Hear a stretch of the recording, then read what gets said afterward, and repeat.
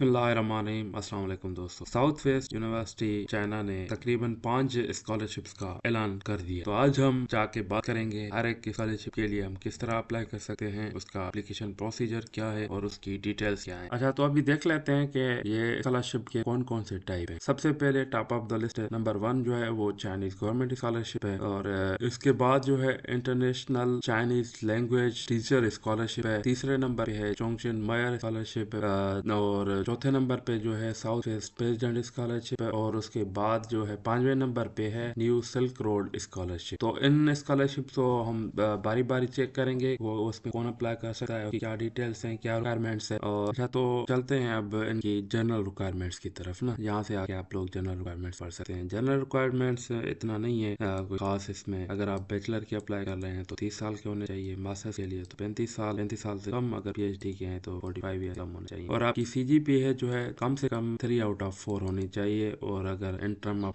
Percentage then it should be 80% out of 100%। तो और क्या कहते हैं, if you are applying for Chinese start program for undergraduate you must have already passed HSK 4 with 200 marks or above, and HSK 5 for the masters it's around 190, and for PhD programs it's HSK 5 and 200 above। ये सिर्फ HSK English start programme के लिए, not for the only Chinese, for the Chinese programs, not for the PhD programs. And for the English programs, they need IELTS 6.0 and TOEFL IBT internet based test is 80 or above। उसके साथ साथ you can also provide English Start certificate in previous degree or language proficiency। तो आप लोग English proficiency certificate पे भी apply कर सकते हैं। ये जो डेडलाइन के हवाले से है वो तकरीबन जनवरी 1 से स्टार्ट हो जाएंगे और जून 15 तक चलेगी फॉर डिग्री प्रोग्राम, और for CSE type A, type B, type B. अच्छा, बाकी स्कॉलरशिप के लिए जैसे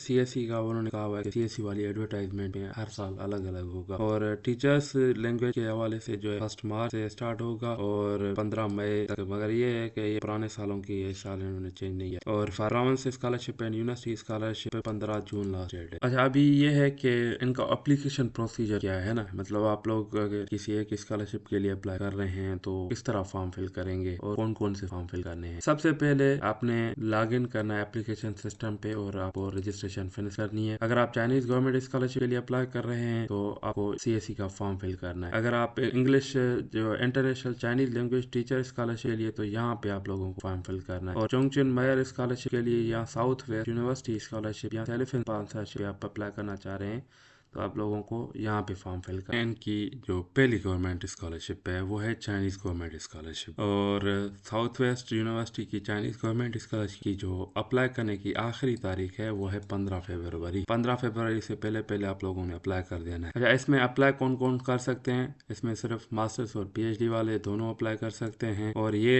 कब पहुंचेंगे चाइना में, सितंबर 2026 में चाइना में पहुंचेंगे ये। तो अभी हम देखते हैं कि इनके मेजर्स CSE के लिए कौन कौन से हैं, तो हम इसको चेक करते हैं। अच्छा, तो डॉक्यूमेंट्स सॉरी, इनके जो मेजर्स हैं वो ये हैं। सबसे पहले ये जो हैं सारे के सारे वो मास्टर्स के लिए भी हैं और PhD के लिए भी हैं, और वो इंग्लिश स्टार्ट प्रोग्राम्स ही हैं। तो फैकल्टी ऑफ साइकोलॉजी में है, क्या कहते हैं, 2 मेजर्स मास्टर्स और PhD के लिए साइकोलॉजी है। और उसके साथ साथ school of materials and energy में है बायोलॉजी, उसकी जो वो है क्या कहते हैं रिसर्च डायरेक्शन, वो है नैनो मेडिसन, नैनो बायोमेडिसन। बहुत ही मतलब हाई डिमांड मेजर है ये। और उसके साथ साथ क्या कहते हैं केमिस्ट्री है, बायोलॉजी है, जियोग्राफी है, और उसके साथ जियोग्राफी में आप लोगों के पास मास्टर्स और PhD दोनों अप्लाई कर सकते हैं। जियोग्राफी में 3-4 इनके मेजर्स हैं, जैसे physical geography, human geography, cartology and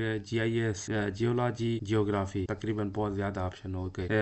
PhD वालों के सिर्फ जियोग्राफी में ही है, मतलब अप्लाई कर सकते हैं। मगर यह है कि इसमें काफी सारे और प्रोफेसर काम कर रहे होंगे GIS में, कार्टोलॉजी में, आप लोग उनके यहाँ भी अप्लाई कर सकते हैं। अच्छा, उसके बाद college of animal science and technology वो है, उसमें आप लोगों को एनिमल हस्बेंड्री में मास्टर्स भी कर सकते हैं, PhD भी कर सकते हैं। और कॉलेज ऑफ वेटरनरी मेडिसिन में आप लोग मास्टर्स कर सकते हैं इन सारे मास्टर प्रोग्राम्स में, और इसके साथ साथ PhD भी कर सकते हैं वेटनरी साइंस में, वेटनरी मेडिसिन में। इसके साथ साथ ये है कि प्लांट प्रोटेक्शन में आप लोग प्लांट पैथोलॉजी में पीएचडी कर सकते हैं। इनके एक और सिट्रस रिसर्च इंस्टीट्यूट है इनका। और इसके साथ कॉलेज ऑफ केमिस्ट्री है, केमिकल इंजीनियरिंग है, तो उसमें आप केमिस्ट्री है, केमिकल इंजीनियरिंग टेक्नोलॉजी है, केमिस्ट्री फिर है, उसमें आप लोग मास्टर्स पीएचडी के लिए अप्लाई कर सकते हैं। उसके साथ स्टेट की लेबोरेटरी ऑफ रिसोर्स इंसेक्ट्स। अच्छा, स्टेट की का सीन ये होता है कि ये मतलब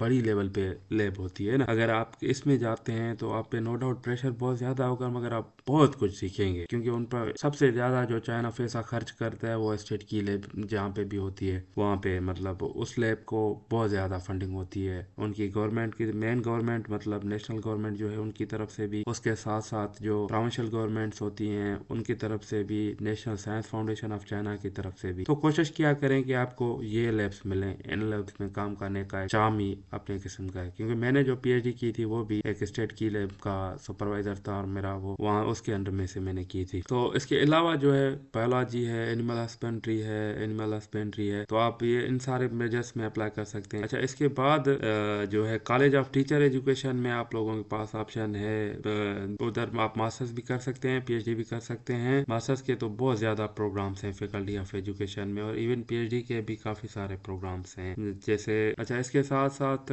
college of historic cultures and college of nationalities में आप लोग अगर आपकी मास्टर्स हिस्ट्री वाली साइड पे करना चाह रहे हैं तो हिस्ट्री में बहुत ज्यादा ऑप्शन हैं इनके पास। और उसके साथ साथ पीएचडी के भी ऑप्शन हैं ग्लोबल हिस्ट्री में, ग्लोबल स्टडी में, वर्ल्ड हिस्ट्री, चाइनीज हिस्ट्री में ऑप्शन हैं आपके पास, आप लोग कर सकते हैं इसमें भी। अच्छा, तो इसमें और ऑप्शन हैं आपके पास बायोलॉजी वाले बहुत ज्यादा ऑप्शन हैं। बायोलॉजी के बाद आप लोग botany, zoology, animal science, hydrobiology, biochemistry, genetics, hydrobiology, इन सारे मेजर्स में, इकोलॉजी, इन सब में अप्लाई कर सकते हैं। अच्छा, अब लाइफ साइंसेज में मतलब इनके पास ये ऑप्शंस हैं ना, लाइफ साइंसेज में बहुत ज्यादा ऑप्शंस हैं, तो आप लोग मास्टर पीएचडी दोनों के लिए अच्छे खासे वाफर मकदार में प्रोग्राम्स अवेलेबल हैं। अच्छा, उसके बाद school of mathematics and statistics में, मैथमेटिक्स में आप लोगों के पास पीएचडी का भी ऑप्शन है और मास्टर्स का भी ऑप्शन है। और इसमें आप लोग ये कर सकते हैं, कंप्यूटेशनल मैथमेटिक्स में पीएचडी कर सकते हैं, operational research and control theory में कर सकते हैं। और उसके साथ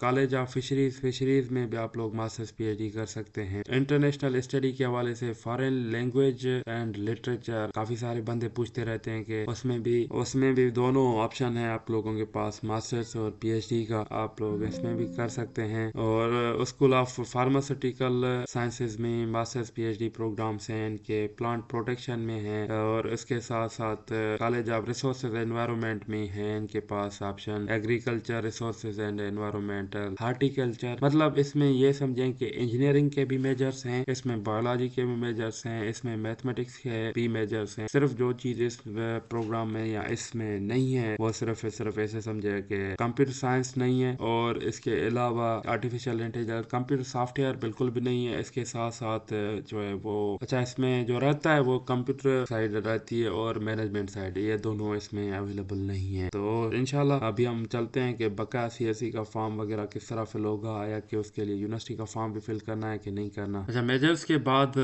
ये है कि इनकी एलिजिबिलिटी मैं पहले भी बता चुका हूँ, इसमें कोई खास वो है नहीं, मगर हम इसको आगे करते हैं। इसके साथ साथ इंग्लिश प्रोफिशिएंसी पे ये चीजें देख के आप लोगों ने घबराना नहीं है, आप लोग इंग्लिश प्रोफिशिएंसी सर्टिफिकेट पे अप्लाई कर सकते हैं अगर आपका मेजर इंग्लिश प्रोग्राम्स में है तो। उसके साथ साथ मास्टर्स में आप लोगों को ये देंगे 3,000 RMB पर मंथ, और पीएचडी के लिए 3500। अच्छा, इसके बाद ये है इनके एप्लीकेशन डॉक्यूमेंट्स। सबसे पहले आप लोगों को Chinese government scholarship form fill करना है, और पासपोर्ट होम पेज होना चाहिए, डिग्री और ट्रांसक्रिप्ट होनी चाहिए आपके पास, और उसके साथ साथ इंग्लिश प्रोफिशिएंसी सर्टिफिकेट होना चाहिए, और रिसर्च प्रपोजल होना चाहिए आप लोगों का 1000 वर्ड्स के राउंड अबाउट या उससे ज्यादा। अगर आपके पास सुपरवाइजर है तो क्या कहते हैं, आप लोगों का सुपरवाइजर से साइन होना लाजमी है। और उसके बाद जो है, अच्छा, 2 रिकमेंडेशन लेटर चाहिए। उसके बाद आप लोगों को यहाँ से सुपरवाइजर देखना है, अगर आपको कोई मिल जाता है तो लाजमी उससे एक जो है वो रिकमेंडेशन लेटर उससे लेना है। उसके साथ साथ मेडिकल सर्टिफिकेट भी अपलोड करना है आप लोगों ने, यहाँ से आप लोग डाउनलोड कर सकते हैं इसको। उसके साथ पुलिस क्लियरेंस 9 नंबर, तो इन्होंने ये लिखा हुआ है पर्सनल इन्फॉर्मेशन जैसे नाम, जेंडर, नेशनलिटी और सब कुछ ये जाके उसमें लगता है क्या कहते हैं JW201 फॉर्म से। अगर क्या कहते हैं अगर कोई भी गलती हुई तो वो मॉडिफाई नहीं होगी तो आप लोगों की वीज़ा रिजेक्ट हो सकती है। तो मेक श्योर आप लोग जो भी चीज़ें लिखते हैं आपकी सही हो, उसमें कोई गलती ना हो। अच्छा, आप लोगों को अभी सब फॉर्म कौन से फिल करने हैं? फॉर्म सिर्फ और सिर्फ आप लोगों को 2 फिल करने हैं। एक CSE का कैंपस चाइना वाली वेबसाइट पे, दूसरा इनका अपना एप्लीकेशन फॉर्म जो अभी हम थोड़ी देर बाद फिल करेंगे। ये दोनों फॉर्म फिल करके देखेंगे और CSE में इसका जो एजेंसी नंबर ये है 10635। तो उसके बाद ये है कि अगर आप लोगों की एडमिशन हो जाएगी, आप लोग फॉर्म सबमिट करेंगे तो आप लोगों की इवोल्यूशन शुरू होगी और इवोल्यूशन में अगर आप सिलेक्शन हो जाती है तो आप लोगों को ये ईमेल के थ्रू बताते हैं और सिस्टम में भी बताते हैं। और उसके साथ जो भी चीज़ें आप लोग अपलोड कर रहे हैं फॉर्म में, degree, transcript, physical fitness certificate, non criminal, तो ये जब आप पहुंचेंगे वहाँ पे तो ये फिर से वेरीफाई करते हैं। तो मेक श्योर जो भी आप लोग अपलोड कर रहे हैं वो सही और करेक्ट होना चाहिए। अच्छा, इनकी एप्लीकेशन फीस जो है वो आपकी एडमिशन होने के बाद पे करनी है। वो कितनी है? 500 युआन। ठीक हो गया, 500 युआन आपने पे करने हैं। पे किस तरह करने हैं उसका ये इन्होंने डिटेल दिया हुआ है, बैंक के सारी डिटेल्स दिए हुए हैं। आप लोग इस बैंक में पे करेंगे, जहाँ से भी पे कर सकते हैं। चाइना में कोई जानने वाला है तो वो भी कर सकता है पे। ठीक हो गया, तो ये हो गया इनका। हम चाइनीज गवर्नमेंट स्कॉलरशिप के लिए किस तरह अप्लाई करेंगे अभी हम जाएंगे, फॉर्म देखना, फॉर्म फिल करना देखेंगे और इनका यूनिवर्सिटी का फॉर्म भी किस तरह। बाकी ये इनका ब्रीफ इंट्रोडक्शन CSE का, इस यूनिवर्सिटी का यही है। तो ये CSE की वेबसाइट, यहाँ पे आप लोगों को CSE का फॉर्म यहाँ तो क्रिएट अकाउंट करें, यहाँ तो लॉगिन करें। उसके बाद हम एप्लीकेशन ऑनलाइन में आएंगे। सबसे पहले आप लोगों को यहाँ पे यूनिवर्सिटी का नाम आ जाएगा, मतलब आपने एजेंसी नंबर सही लिखा है। अगर नाम ना आए तो समझे कि नंबर सही नहीं लिखा। उसके बाद यहाँ पे आप लोगों ने डिटेल्स सेलेक्ट करनी है, कमेंट्स अपलोड करने हैं। जिसके सामने ये है वो सारे मैंडेटरी हैं, जिसके वो है वो लाजमी नहीं है, आप तो मसला नहीं है। उसके बाद आप सबमिटेंगे तो आपकी एप्लीकेशन जो है वो CSE के सबमिट हो जाएगी।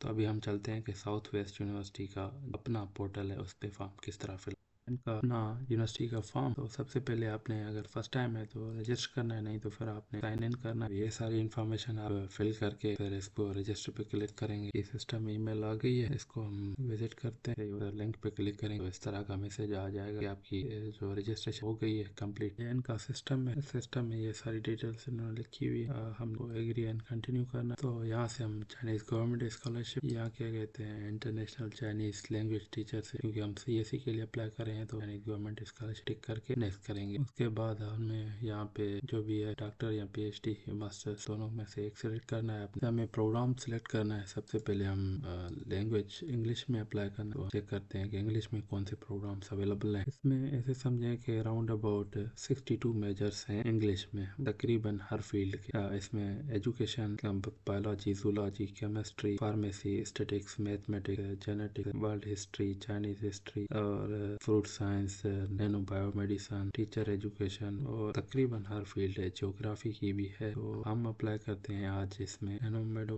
बायोमेडिसन अप्लाई करते हैं। सबसे पहले ये जो इनका पहला स्टेप है वो बेसिक इन्फॉर्मेशन है, इसमें कोई इतनी खास डिटेल है नहीं, तो इसको फिल करें आप अपने हिसाब से जो भी पर्सनल इन्फॉर्मेशन है। उसके बाद करते हैं दूसरे स्टेप में आपका है स्टडी प्लान, क्या पढ़ेंगे। अगर आपका सुपरवाइजर है तो यहाँ से अगर आपने गलत फिल किया है तो चेंज भी करते हैं। तो यहाँ से आपने लैंग्वेज प्रोफिशिएंसी ऐड करनी है और उसके बाद जिसने भी आपको रिकमेंड किया हुआ है उसकी डिटेल दे सकते हैं, या किसी फ्रेंड की दे सकते हैं, या प्रोफेसर है तो आप प्रोफेसर की भी डिटेल देते हैं यहाँ पे। उसके बाद 7 नेक्स्ट करना है हमें। उसके बाद तीसरे स्टेप में है एजुकेशन एंड एम्प्लॉयमेंट, आपने क्या पढ़ा है, कोई काम धंधा किया हुआ है तो उसकी डिटेल देनी है यहाँ पे। और सबसे पहले चौथे स्टेप में आपको एडिशनल इन्फॉर्मेशन देनी है, फैमिली इन्फॉर्मेशन, फादर मदर की डिटेल्स देनी है और उसके साथ कोई क्रिमिनल रिकॉर्ड है तो वो शो करना, तो वो बताना है आपने, अगर नहीं है फिर उसके बाद फाइनेंशियल सपोर्ट में आप अपने फादर को देख सकते हैं, किसी कोई ऑर्गेनाइजेशन है तो उसकी डिटेल देते हैं और क्या कहते हैं उसके बाद गारंटर इन चाइना, वहाँ पे अगर आपका कोई दोस्त है तो उसकी डिटेल दे सकते हैं, नहीं तो फिर आपका जो प्रोफेसर है उसकी भी दे सकते हैं। उसके बाद 7 करना, उसके बाद अपने एड्रेस देनी है और नेक्स्ट कर देना है। उसके बाद स्टेप नंबर 6 में आपने सारे डॉक्यूमेंट्स अपलोड करने हैं। उसके बाद नेक्स्ट करना है। उसके बाद साइकोलॉजिकल टेस्ट देनी है आपने। उसके बाद आपने नेक्स्ट करना है। उसके बाद बाद 7वां स्टेप आपकी हो जाएगी साइकोलॉजिकल सर्वे। 8वें स्टेप में आपने सबमिट ओवरव्यू करके सारी एप्लीकेशन, उसके बाद आप लोगों ने सबमिट कर देनी है अगर इसमें कोई इशू नहीं है। तो दूसरी स्कॉलरशिप है इंटरनेशनल चाइनीज टीचर स्कॉलरशिप। तो इस पे मैं वीडियो नहीं बना सकता, अगर किसी का तो अपने आप, और ये इसकी डिटेल्स यहाँ पे की हुई है। ठीक हो गया। अभी हम चलते हैं इसकी नेक्स्ट स्कॉलरशिप जो है वो चोंग स्कॉलरशिप, उसकी क्या डिटेल्स है। अच्छा, तो ये चोंगछेन स्कॉलरशिप के लिए ये है कि ये इनके मतलब चोंगछेन म्यूनसिपल है, उनके की तरफ से ये स्कॉलरशिप और अप्लाई करते हैं। 20,000 RMB देते हैं, 25,000 साल के देते हैं, युआन देते हैं मास्टर्स के, और 35,000 देते हैं युआन जो है वो वालों को।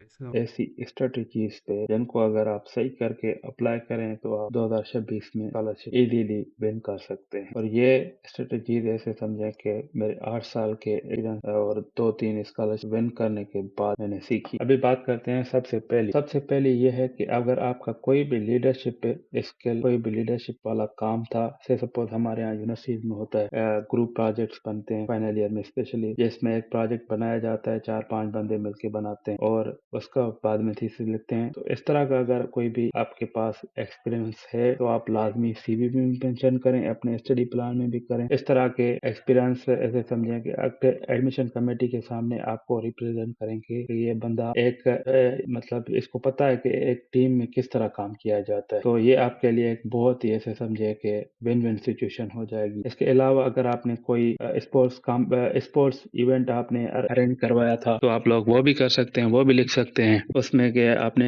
एक कोई टीम मतलब विन की थी, से सपोज क्रिकेट या कोई भी ऐसा कंपटीशन आपने एज अ टीम जीता था, तो आप लोग वो भी कर सकते हैं मेंशन इसमें। उसके बाद दूसरी टिप ये है कि अगर आप प्रोफेसर को ईमेल करते हैं तो उसको साथ में आपने एक मिनी रिसर्च प्रपोजल टाइप लिख के भेज सकते हैं कि भाई एक टॉपिक उस पर आप काम करना चाहते हैं, उसका इंट्रोडक्शन होना चाहिए, उस पर मेथोडोलॉजी होनी चाहिए कि आप उस टॉपिक पे काम किस तरह करना चाहते हैं, और उसके साथ साथ उसकी एक्सपेक्टेड आउटकम क्या हो सकती है। तो ये 1 to 2 पेजेस का ज्यादा नहीं, उसमें प्रोफेसर को लगेगा भाई मतलब ये इस बंदे को पता है कि रिसर्च करनी किस तरह है, रिसर्च प्रपोजल किस तरह बनाना है, और इसको एक्सपेक्टेड आउटकम से अंदाजा हो जाएगा, आपकी मेथोडोलॉजी से हो जाएगा कि यार ये बंदा रिसर्च जानता है। तो एक पॉजिटिव इम्पैक्ट पड़ जाएगा आपकी ओवरऑल क्या कहते हैं एप्लीकेशन पे। अच्छा, उसके बाद तीसरी ये जो मेन चीज है जिसको हम उमूमन मतलब हल्का ले लेते हैं, तो उनको ये है कि आप इनमें जो है वो अटैचमेंट अचीवमेंट जो भी आपने की हुई है ना, छोटी हो बड़ी हो डजंट मैटर। से सपोज आपने कोई स्कॉलरशिप विन की हो और उसके साथ आपने कोई अवार्ड विन किया था किसी स्पीच कंपटीशन में, किसी ऐसे राइटिंग कंपटीशन में, किसी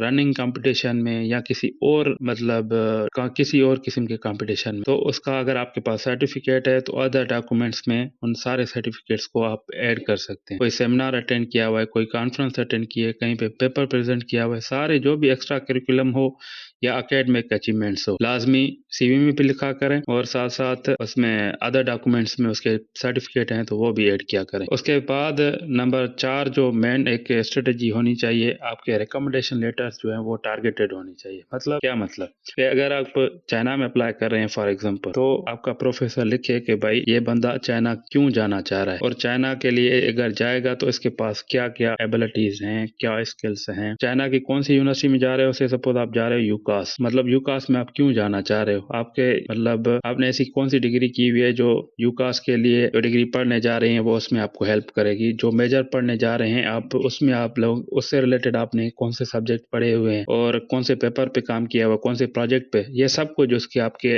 रिसर्च प्लान जो आपका रिकमेंडेशन लेटर है उसमें होना चाहिए। हमारा जुल्म यह है कि हमारे प्रोफेसर उमूमन रिकमेंडेशन लेटर को बस ऐसे ही मतलब लिख देते हैं, और 1000 साल पुराना जो रिकमेंडेशन लेटर किसी जमाने में उनको मिला था उसमें नाम चेंज करके रोल नंबर चेंज करके वही दे देते हैं। खुदारा अब इस चीज से बाहर निकले, और रिकमेंडेशन बड़ी मतलब एक अच्छी चीज है, और उसको देख के अंदाजा करते हैं कि भाई ये बंदा किस तरह, तो उस पर थोड़ा बहुत प्रोफेसर भी टाइम लगाएं, थोड़ा बहुत बंदे जो स्टूडेंट्स हैं वो भी काम मिलजुल के लिखें, और क्या कहते हैं फिर वो at the end professor sign करने के लिए चेंज करना चाहे तो कर सकता है, तो अच्छी बात है, नहीं करना चाहे तो भी खैर। अगर ये है कि रिकमेंडेशन लेटर्स कोशिश करें कि आपके टारगेटेड होनी चाहिए। अच्छा, उसके बाद जो है वो एक 5वीं नंबर टिप ये है कि आपने एक स्टडी प्लान हो आपका, स्टेटमेंट ऑफ पर्पस, उसमें एक पैराग्राफ ये होना चाहिए कि how you will contribute to university. अगर से सपोज आप ये भी कह सकते हैं कि पाकिस्तान में मैं फलां यूनिवर्सिटी से पढ़ा हूँ, वहाँ पे फलां बंदा जो है डॉक्टर है, पीएचडी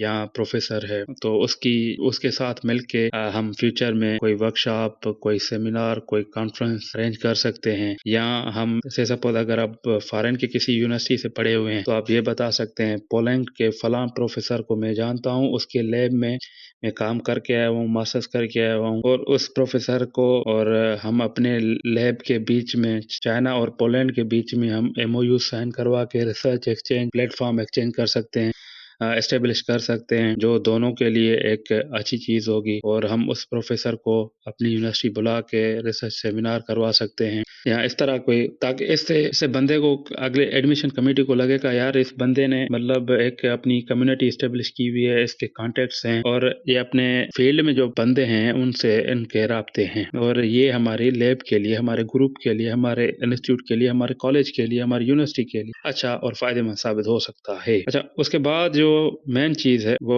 नंबर 6 पे एक है कि जो अमूमन मैंने काफी सारी सीवीज देखने के बाद अंदाजा किया है कि काफी सारे बंदे जो होते हैं वो अपने जो डॉक्यूमेंट्स है उनका प्रॉपर नाम देता है, एसओपी, पर्सनल स्टेटमेंट या इस तरह के नाम, उल्टे सीधे नाम दिए होते हैं उन्होंने, 1 2 3 लास्ट स्टेटमेंट, फाइनल सीवी या इस तरह के नाम होते हैं। तो कोशिश करें इन चीजों से बचें, मतलब अपने जो भी फाइनलाइज डॉक्यूमेंट है तो उसमें आप सीवी है, सीवी डैश या डॉट लगा के अपना नाम जो भी है वो नाम लिखें, उसके पीछे सारा नहीं, बस आधा नाम काफी है, सर नेम या लास्ट नेम। जैसे मेरा, मैं अपने हिसाब से एग्जांपल दूं, सीवी डैश मोहम्मद, एसओपी या statement of purpose dash Mohammad, passport dash Mohammad, और इसके अलावा मोटिवेशन लेटर डैश मोहम्मद। इस तरह जो भी आपके डॉक्यूमेंट्स हैं उनको प्रोफेशनली प्रेजेंट करना चाहिए। एडमिशन कमेटी को लगेगा यार इस बंदे ने देखो ना अपने डॉक्यूमेंट्स को नाम किस तरह दिया हुआ है ना, और उनको ढूंढने में आपके डॉक्यूमेंट्स वगैरह सब कुछ आसानी हो जाएगी। तो अपने डॉक्यूमेंट्स को सही करके नाम दिया करें। अच्छा, उसके बाद जो है पर्सनल इंट्रोडक्शन वीडियो।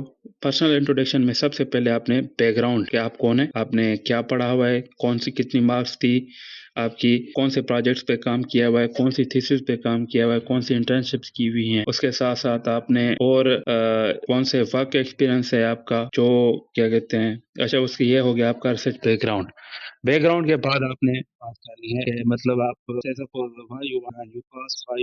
और उसके साथ साथ ये बताना है कि अगर आपके पास एक्सेप्टेंस लेटर है तो आप प्रोफेसर के पास बताएंगे कि भाई इस प्रोफेसर का ग्रुप आप क्यों ज्वाइन करना चाह रहे हैं। उसके बाद ये हो गया आपका, समझे कि प्रेजेंट, पास्ट, प्रेजेंट और फ्यूचर। फ्यूचर में अगर आपका से सपोज यहाँ से आप मास्टर्स कर रहे हैं तो आप एक प्लान देंगे कि भाई फ्यूचर में आप लोग मास्टर्स के बाद आपका क्या प्लान है, अगर पीएचडी कर रहे हैं तो पीएचडी के बाद आप क्या प्लान कर रहे हैं, आप नेक्स्ट 5-10 सालों में अपने आप को कहाँ देखना चाह रहे हैं। और प्रेजेंट में आपने एक और चीज़ ऐड करनी है, एक वेरी क्लियरली एक टॉपिक बतानी है कि मैं प्रोफेसर के साथ इस टॉपिक पे काम करूंगा, और एक मेथोडोलॉजी भी देनी है कि किस तरह काम करेंगे और उसके एक्सपेक्टेड आउटकम क्या हो सकते हैं, और उसके साथ साथ उसकी प्रैक्टिकल एप्लीकेशंस फील्ड लाइफ में, रियल लाइफ में कौन सी हो सकती है। तो ये हो जाएगा आपका पर्सनल इंट्रोडक्शन वीडियो। अच्छा, उसके बाद जो है रिसर्च वीडियो इंट्रोडक्शन। इसका मतलब क्या है, क्योंकि ये मेरे ख्याल में आप लोगों ने पहले नहीं सुना होगा।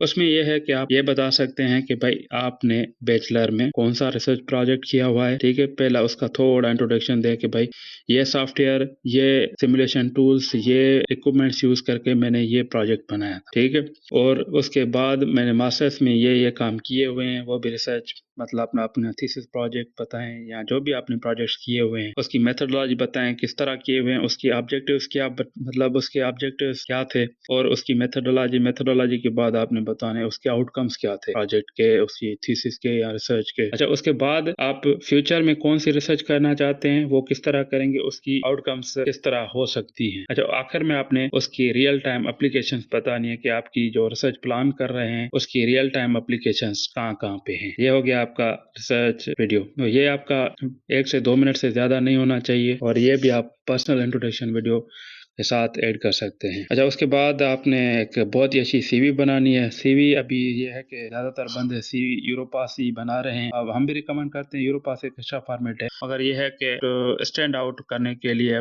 बहुत सारे एप्लीकेंट्स में से आपने ये है कि सीवी नए और अलग तरीके से बनाने की कोशिश करें। अच्छा, नया और अलग तरीके की सीवी आपने कहाँ से ढूंढनी है? ये आप ओवरलीफ एक वेबसाइट है, गूगल पे लिखेंगे ओवरलीफ सीवी टेम्पलेट्स तो आ जाएंगे हजारों टेम्पलेट्स।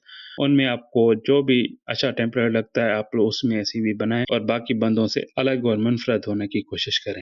अच्छा, सीवी पे मैंने एक और वीडियो बनाया हुआ है कि सीवी के अंदर क्या होना चाहिए, एक अच्छी रिसर्च एकेडमिक सीवी। तो आप कमेंट्स में डिस्क्रिप्शन में मैं वो ऐड कर दूंगा लिंक, वो आप लोग वो भी देख सकते हैं। अच्छा, उसके बाद आखिरी जो टिप है मेरे तरफ से वो ये है कि आपने एक अगर से सपोज आप स्टडी प्लान लिख रहे हैं स्टेटमेंट ऑफ पर्पस, उसमें एक आपका पैराग्राफ होना चाहिए जो है कि short paragraph on future collaborations. आप जब यूनिवर्सिटी ज्वाइन कर लेंगे तो अदर यूनिवर्सिटीज के साथ आपने किस तरह कोलैबोरेशन करनी है, कौन सी लैब रिसर्च लैब्स से सपोज आप चाइना में हैं, चाइना में पाकिस्तान की फलां रिसर्च लैब से मैं कोलैबोरेट करूंगा इस टॉपिक पे काम करने के लिए, मैं जर्मनी के फलां लैब से फलां प्रोफेसर से कोलैबोरेशन करूंगा इस टॉपिक पे ये काम करने के लिए, इस तरह। उसके साथ साथ अगर आपकी इस प्रोजेक्ट का कोई इंडस्ट्रियल पार्टनर है, कोई भी इंडस्ट्री के हिसाब किताब से भी आप कोलैबोरेशन कर सकते हैं या किसी को जानते हैं तो आप वो भी मेंशन कर सकते हैं, या और कोई यूनिवर्सिटीज़ हैं, प्रोफेसर्स हैं, उनके साथ,